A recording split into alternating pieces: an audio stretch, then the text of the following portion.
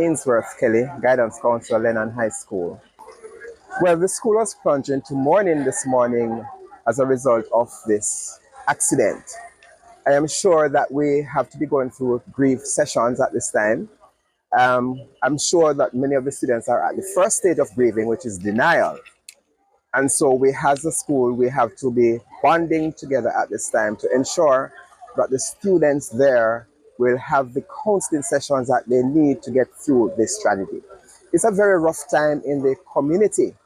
And I know if we had a proper bus system, then I am sure we would probably alleviate some of the issues that we are now faced with.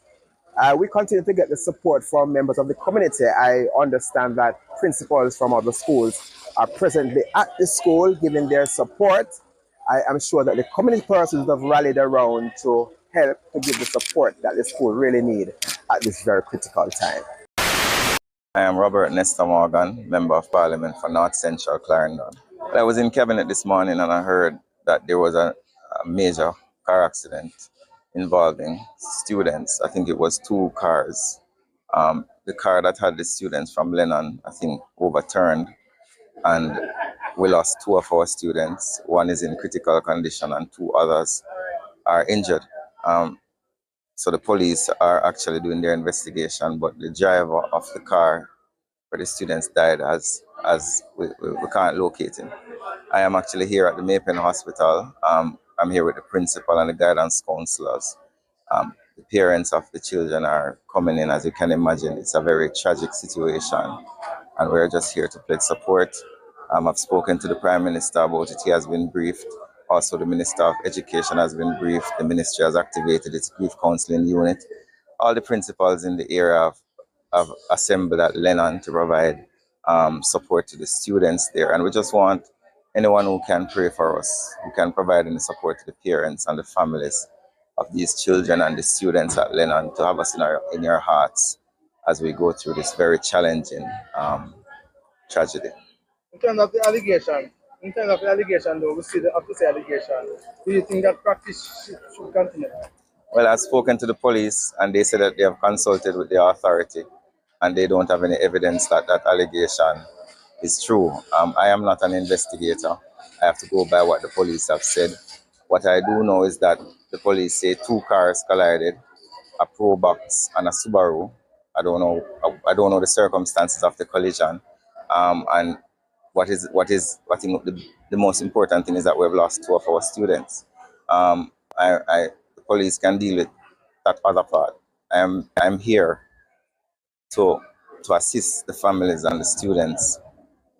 I don't really want to have any discussions about that because that's not going to help us right now. We also have a double fatal crash last night. Though.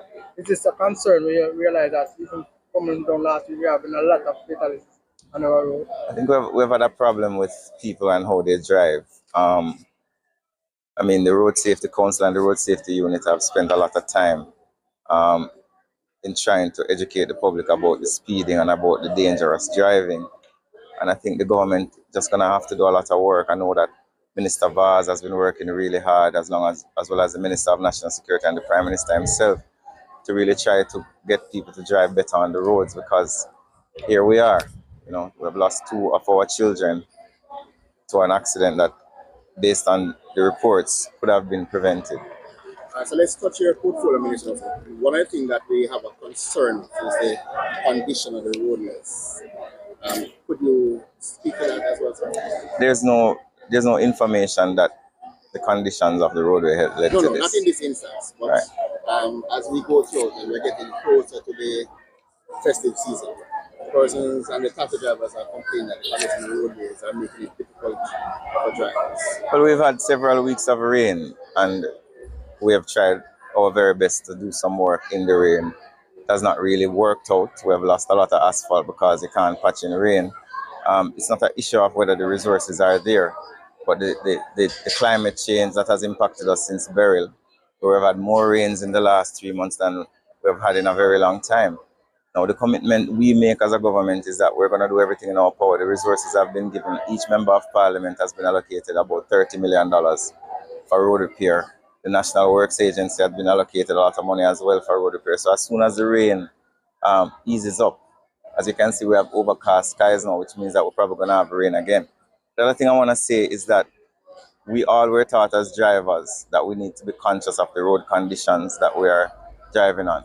If it's raining, you know you're not supposed to speed on the road. If you know that there are debris on the road or potholes on the road, you cannot drive as if there are none there.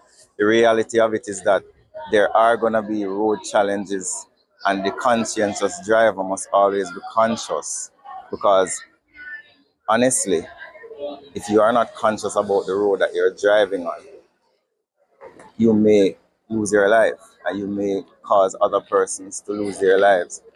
And this is not a justification for potholes or anything. It's just a plea I'm making to every single road user to be conscious of the roads, to be conscious of your speed, to be conscious of the pedestrians, to be conscious of other drivers, as the life you save may be your own. Now, people, the police have identified the two drivers who were killed in Sunday's crash along the Dawkins Pen Main Road in Clarendon. They are 33-year-old Orin Balfour, a distillery worker of Ashley Housing Scheme, and 20-year-old Kamal Clark of Longville Park, both in Clarendon. Reports are that about 8:20, Clark was driving a Toyota Probox motor car and Balfour a Toyota Mark X. It is said that both vehicles were traveling in opposite direction. Upon reaching the vicinity of an aggregate plant location along the roadway, both vehicles collided, which resulted in both drivers sustaining injuries. They were transported to hospital, where Balfour and Clark were pronounced dead. So people, there you have it. 2 accidents in Clarendon in less than 24 hours. One last night, one this morning. May I tell you? So you know, see 4 dead. 2 dead last night and 2 dead this morning. Yeah. It's serious, people. And then the driver now, for the Subaru we kill off, it open them. Him a try fled the scene, a try to left Jamaica, and them grab him out of the airport. Yes, man. He was arrested at the Norman Manley International Airport, and he is now in police custody to answer to charges, because they say he is an illegal taxi operator, meaning that him not on a red plate, a robot him a run. Seen? And allegations are that the transport authorities were chasing him, and that is the reason why him start speed with the people picking them and go crash. But right now, it look like them deny the allegations about transport authority chasing the man. So people, make we see how this work out. But you see him now, we are trying to flee. Every single trouble upon him head. Me can tell you that.